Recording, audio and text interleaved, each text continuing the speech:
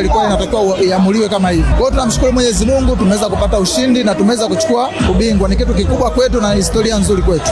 Kiukweli najisikia vizuri kwa sababu mechi kubwa kama hii, na mimi ni mchezaji ambaye nimetokea under 20, kufunga kwenye mechi kubwa kama hii ni kitu kizuri kwangu na nazidi kujipongeza kwa hapa nilipofika. Tutaendelea kupush ili niweze kufika mbali zaidi.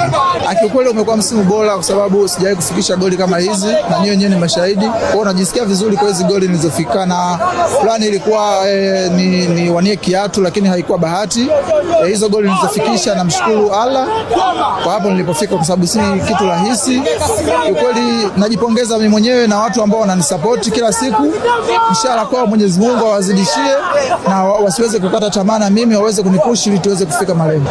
Mimi siwezi kujua wala siwezi kusema kitu kwa sababu kila kitu kiko kwenye management yangu. Kila kitu kiko kwenye management yangu ndio wanajua kila kitu kama nitaweza kuwepo au sitokuwepo.